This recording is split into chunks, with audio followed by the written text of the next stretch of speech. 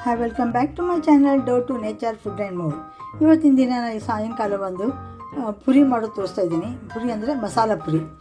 ಇದು ಯೂಟ್ಯೂಬ್ನಲ್ಲೇ first time ತೋರಿಸ್ತಾ ಇರೋದು ಅನ್ನಿಸ್ತು ನನಗೆ. ಈ ರೀತಿಯಲ್ಲಿ ಮಾಡೋದು ನೀವು ನೋಡಿರಿ ಹೆಂಗೆ ಅನ್ನಿಸ್ತದೆ ನಿಮ್ಗೆ. ನಾನು ಏನು ಮಾಡಿದ್ದೀನಿ ಇಲ್ಲಿ, ಒಂದು ಅರ್ಧ ಮೈದಾ ಅರ್ಧ ಬಾಂಬೆ ರವೆ ಹಾಕಿ ಇದನ್ನು ಉಪ್ಪು ಹಾಕಿ ಕಲಸಿಟ್ಕೊಂಡಿದ್ದೀನಿ. ಇದು ಒಂದು 2-3 ಗಂಟೆ ಆಯ್ತು ನಾನು ಕಲಿಸಿಟ್ಟು. ಆಮೇಲೆ ಇಲ್ಲಿ ನಾನು 1 ಕಪ್ನಷ್ಟು, ಈ ಕಪ್ಲೆ 1 ಕಪ್ಪಿನಷ್ಟು ಕಡಲೆ ಹಿಟ್ಟು ತೊಗೊಂಡಿದ್ದೀನಿ.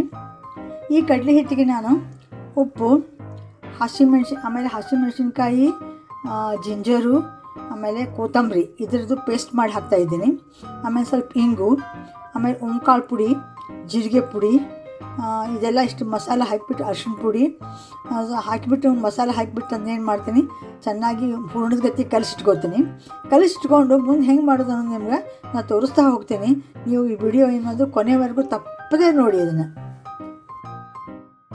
ಈಗ ನೋಡಿ, ನಾನು ಇದಕ್ಕೆ 1 ಇಂಚಿನಷ್ಟು ಜಿಂಜರು, 2 ಹಸಿಮೆಣಸಿನ್ಕಾಯಿ, ಒಂದು ಸ್ವಲ್ಪ ಕೊತ್ತಂಬರಿ ಮತ್ತು 2 ಕರಿಬೇವು ಎಲೆ ಇಷ್ಟು ಹಾಕಿಬಿಟ್ಟು ಏನು ಮಾಡ್ತೀನಿ, ನುಣ್ಣಗೆ ಪೇಸ್ಟ್ ಮಾಡ್ಕೊತಾ ಇದ್ದೀನಿ.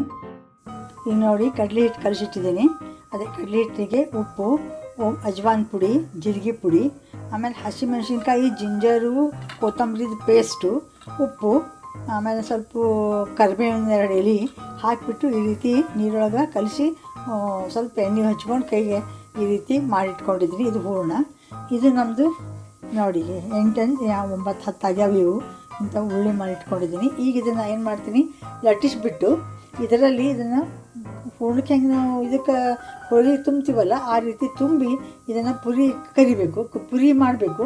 ಮಾಡಿಬಿಟ್ಟು ಒಂದು ಫೋರ್ಕ್ನಿಂದ ಅದು ಉಬ್ಬಾರ್ದು ಅಂತೆ ಅಲ್ಲೇ ಚುಚ್ಚಿಬಿಟ್ಟು ಆಮೇಲೆ ಅದನ್ನು ಗರಿ ಆಗೋ ತನಕ, ಸ್ವಲ್ಪ ಹೊಂಬಣ್ಣು ಬರೋ ತನಕನೂ ಕರಿಬೇಕು. ಅವನ್ನ ನಾನು ಮಾಡಿ ತೋರಿಸ್ತಾ ಇದ್ದೀನಿ ನಿಮಗೀಗ. ಈಗ ನೋಡಿ, ಈ ರೀತಿ ನಾನು ಏನು ಮಾಡಿದ್ದೀನಿ, ತುಂಬಿಟ್ಕೊಂಡಿದ್ದೀನಿ. ಇದನ್ನು ಆಮೇಲೆ ಈಗ ಲಟ್ಟಿಸ್ತೀನಿ. ಇದನ್ನು ನೋಡಿ, ಈಗ ಹಾಕಿ ಲಟ್ಟಿಸಿದ್ದೀನಿ. ಈಗ ಫೋರ್ಕ್ನಿಂದಕ್ಕೆ ಚುಚ್ತಾ ಇದ್ದೀನಿ. ಅಲ್ಲೆಲ್ಲ ಚುಚ್ತಾ ಇರಬೇಕು. ಇದು ಉಬ್ಬಾರ್ದು. ಇದು ಈಗ ಚುಚ್ಚಿಬಿಟ್ಟು ಆಮೇಲೆ ಇದನ್ನು ಕರಿಬೇಕು. ಕರಿದಿಂದ ನಾನು ತೋರಿಸ್ತಾ ಇದ್ದೀನಿ. ಎಣ್ಣೆ ಕಾಯ್ಲಿಕ್ಕೆ ಇಟ್ಟಿದ್ದೀನಿ, ಕರಿದಿಂದ ತೋರಿಸ್ತಾ ಇದ್ದೀನಿ. ನೋಡಿ, ಕರಿತಾ ಇದ್ದೀನಿ. ಒಂದೇ ಹಾಕಿದ್ದೀನಿ ನಾನು. ನೋಡಿ, ಈ ಥರ ಕೆಂಪಾಗೋ ತನಕ ಇದನ್ನು ಏನು ಮಾಡಬೇಕು, ಕರಿಬೇಕು. ಎರಡೂ ಕಡೆನೂ ಆಗಬೇಕಿದು. ಅಂದರೆ ಇದಕ್ಕೆ ಕ್ರಿಸ್ಪಿನೆಸ್ ಬರ್ತದೆ. ಪೂರ್ತಿ ಎಣ್ಣೆ ಹೋಗೋವರೆಗೆ ಅದನ್ನು ಹಿಂಗೆ ಹಿಡ್ಕೋಬೇಕು. ನೋಡಿ, ಅದನ್ನು ತೆಗೆದು ಹಾಕ್ತಾಯಿದ್ದೀನಿ. ಇದು ನೋಡಿ, ಮಸಾಲೆ ಪುರಿ ಎಷ್ಟು ತುಂಬ ಚೆನ್ನಾಗಿದೆ. ತುಂಬ ಚೆನ್ನಾಗಾಗಿದೆ ನೋಡಿ. ಸ್ವಲ್ಪ ಕೆಳಗನೆ ಲಟ್ಟಿಸ್ಬೇಕು. ಇವನು ಅಂದ್ರೇ ಕ್ರಿಸ್ಪಿನೆಸ್ ಬರ್ತದೆ.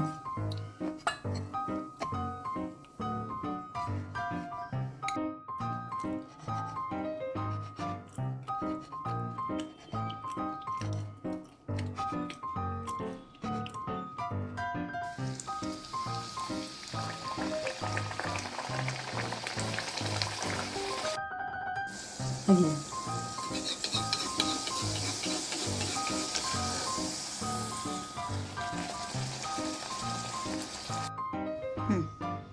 ಈ ಥರ ಮಡಿಸ್ಬೇಕು. ಇದನ್ನು ಮಡಿಸ್ಬಿಟ್ಟು ಇದನ್ನು ಹೂರ್ಣ ಇದರಲ್ಲಿ ತುಂಬ್ಕೋಬೇಕು. ನೋಡಿ, ಈಗ ಇದು ಚೆನ್ನಾಗಾಯ್ತು, ಕರೆಕ್ಟ್ ಆಯಿತು. ಆಮೇಲೆ ಇದನ್ನು ಏನು ಮಾಡಬೇಕು, ಲಟ್ಟಿಸ್ಬೇಕು. ಈಗ ನೋಡಿ, ನಾನು ಇನ್ನೊಂದು ರೀತಿ ಮಾಡಿ ತೋರಿಸ್ತಾ ಇದ್ದೀನಿ ನಿಮಗೆ. ಈ ಕಡಲೆ ಹಿಟ್ಟಿದೆ. ಈ ಕಡಲೆ ಹಿಟ್ಟಿಗೆ ನಾನು ಏನು ಮಾಡಿದ್ದೀನಿ, ಬರೀ ಒಂದು ಉಪ್ಪು ಹಾಕಿಟ್ಬಿಟ್ಟು ಕಲಿಸಿಟ್ಟಿದ್ದೀನಿ. ಇವು ಈ ಥರನೂ ತುಂಬ ರುಚಿ ಆಗ್ತಾವೆ ಇವು. ಅದನ್ನು ಕಡಲೆ ಹಿಟ್ಟಿಂದ ಏನು ಮಾಡಿದ್ದೀನಿ, ಇಂಥದ್ದೊಂದು ಉಳ್ಳಿ ತೊಗೊಂಡ್ಬಿಟ್ಟು ಇದರಲ್ಲಿ ಇದನ್ನು ತುಂಬಿಬಿಟ್ಟು ಲಟ್ಟಿಸಿ ಕರೆದಿದ್ದೀನಿ. ಅವು ತುಂಬ ಚೆನ್ನಾಗಿ ಆಗ್ತಾವೆ. ಅದೊಂದು ಥರದ ಪುರಿ. ನೋಡ್ಕೊಂಡು ನೀವು ಮಾಡ್ಕೊಳ್ಳಿ. ತೋರಿಸ್ತೀನಿ ನಾನು ಡಿಶ್ ಔಟ್.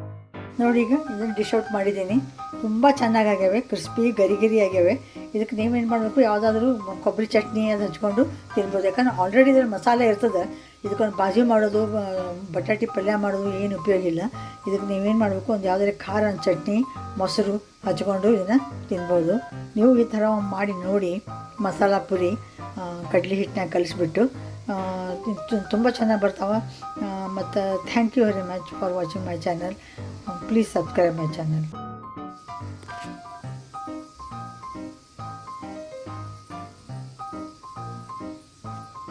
ಅಮ್ಮ